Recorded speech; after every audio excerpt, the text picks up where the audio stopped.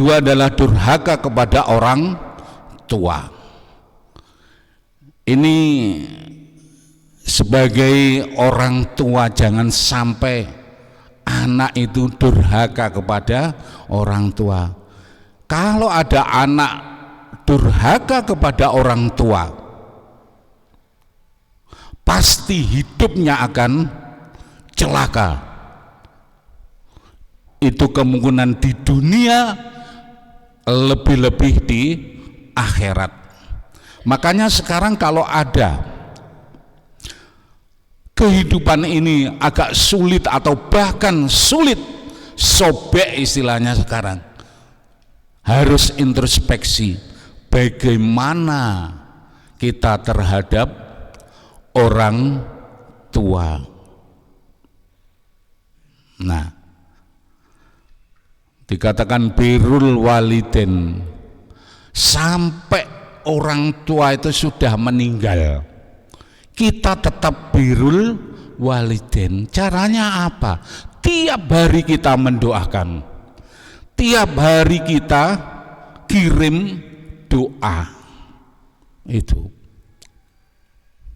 Kemudian yang ketiga, yang tidak mendapat pengampunan, tidak mendapatkan kasih sayang dari Allah adalah orang yang memutuskan silaturahmi. Orang yang memutuskan silaturahmi. Ini Bapak Ibu sudah ngerti mungkin. Yang keempat adalah orang yang sengaja tidak mempunyai niat untuk memaafkan kesalahan-kesalahan orang lain. Jadi dia merasa benar, selalu mengingat kesalahan-kesalahan orang lain, tidak mau memaafkan. Ini jadi 4 itu. Pada keterangan yang lain, yaitu pada saat setelah selesai sholat id, itu Rasulullah diikuti oleh sahabat, tiba-tiba beliau mengaminkan, amin, amin, amin 3 kali. Lalu sahabat bertanya, Rasul, kenapa tadi setelah sholat id Rasulullah mengatakan amin, amin, amin? Ternyata malaikat Jibril izin kepada Rasulullah, Rasulullah, saya tak doa kemudian kamu mengaminkan. Ya, saya aminkan. Yang pertama apa? Ternyata puasanya yang tidak diterima oleh Allah adalah 1, anak yang durhaka kepada orang tua. Hampir sama seperti keterangan yang pertama. Yang kedua adalah istri yang durhaka kepada suami. Nah, ini ibu-ibu pernah durhaka? Ini protes ibu-ibu. Lah kalau suami yang durhaka kepada istri, nah bagaimana? Sayang sekali hadisnya tidak bilang begitu. Hadisnya istri yang berdurhaka kepada suami. Makanya setelah sholat id segera minta maaf. Biar apa? Puasanya diterima oleh Allah. Lalu yang ketiga adalah sama tadi, orang yang memutuskan silaturahmi. Nah, itu Bapak Ibu,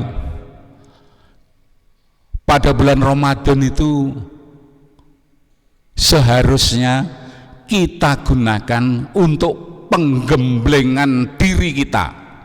Ibaratnya kalau pewayangan itu awake dhewe iki digodhog nenggone kawah Condro Dimuka, digodhog neng kono, ditempa berlatih di situ. Nah, kalau sudah dilatih setelah Ramadan, kita hendaknya lebih istiqomah melaksanakan amalan-amalan ibadah kepada Allah. Karena ulama zaman dulu itu memuji orang yang berlaku istiqomah melakukan amalan walaupun sedikit tetapi secara terus menerus, rutin, dan mencela kepada siapa? Mencela kepada orang-orang yang beribadah tekun pada bulan Ramadan. Ini ibaratnya apa? Mengkultuskan atau menuhankan Ramadan. Ini tidak senang ulama para zaman dulu, para ulama zaman dulu. Nah, ya lebih meningkat, tetapi tidak boleh hanya bulan Ramadan saja beribadah, sedangkan bulan-bulan yang lain tidak mau. Nah ini, marilah kita melaksanakan walaupun sedikit secara istiqomah. Bapak Ibu kira-kira membaca sholawat itu seumur kita ini sudah berapa miliar? Kalau sehari kita membaca sholawat itu 1000 kali, 1000 hari itu sudah 1 miliar. Tidak kentara toh? Tidak kroso. Padahal bacaan-bacaan yang kita baca nanti adalah sanggup menjadi saksi pada saat yaumil hisab. Saya dulu dibaca. Setiap saat, setiap sholat kita berwiridan, kisok yo dadi saksi sing belo awake dhewe. Kita membaca surat Al-Mulk, wah iki dibelo sampai naik surga. Ceritanya begitu. Surat Al-Mulk itu kalau kita baca itu nanti akan membela kita dari liang kubur sampai kita naik surga. Lek enek wong disiksa di dalam kubur sedangkan orang itu istiqomah membaca surat Al-Mulk, tidak terima dia. Bahkan bilang begini, surat Mulk ini di dalam cerita, kalau sampai orang ini engkau siksa, malaikat saya tidak terima, akan lapor kepada Allah, aku keluar dari Quran lah gitu. Itu ceritanya begitu. Oleh sebab itu mari kita istiqomah, setiap hari kita membaca surat Al-Mulk, hanya 30 ayat itu. Syukur kalau kita hafal, jadi setiap saat kita membaca itu betul-betul nanti kita akan dibela seandainya kita mendapatkan siksa di dalam kubur itu. Ini perlunya amalan yang istiqomah. Kita membaca ayat kursi setelah sholat, ini nanti juga akan melindungi diri kita sendiri. Ini kadang-kadang kita itu diajak membaca ayat kursi rada ngerundel, wiritane sawi dadak maca ayat kursi barang. Loh, padahal di dalam hadisnya jelas kalau setelah sholat kita membaca ayat kursi, surga tempat kita itu. Tapi kadang-kadang dijak maca ayat kursi sewat ngelempit sajadah gitu. Ini perlunya istiqomah. Kalau hari itu kita tidak melakukan amalan, sudah tidak bisa itu kembali waktu itu tadi lewat. Nah, kalau setiap hari lewat, kapan kita bisa melakukan sholawat? Tadi saya katakan 1000 kali 1000 1 miliar.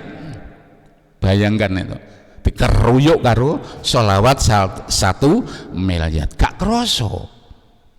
Paling hanya 15 menit kita membaca sholawat sallallahu ala Muhammad, sallallahu ala Muhammad, 15 menit itu sudah 1000 kali.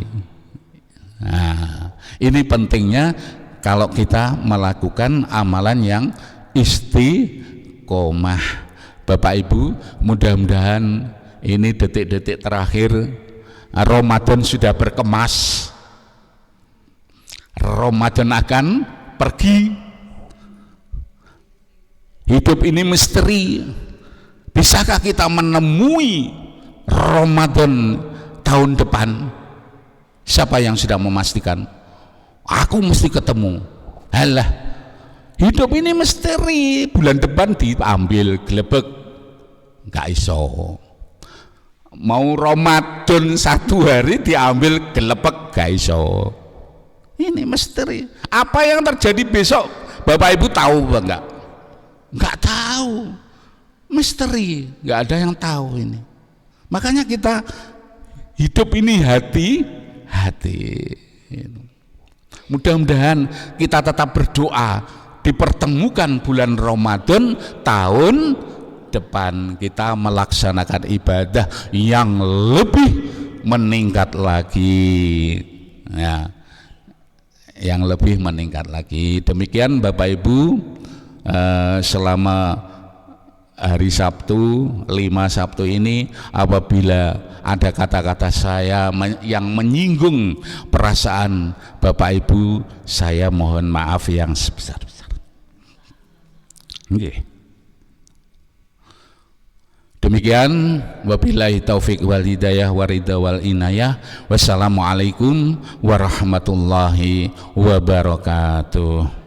Maulaya sholli wa sallim daiman abada ala habibika khairil khalqi kullihim wal habibul ladzi turja syafa'atuhu likulli hawli minal ahwali mutakhimi ya Rabbi bil Mustafa baligh maqasidana waghfir lana ma madha ya wasi'al karami.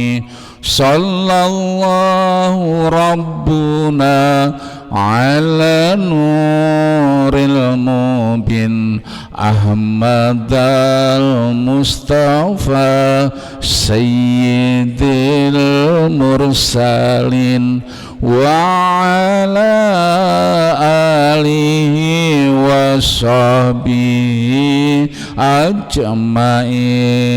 Allahumma salli ala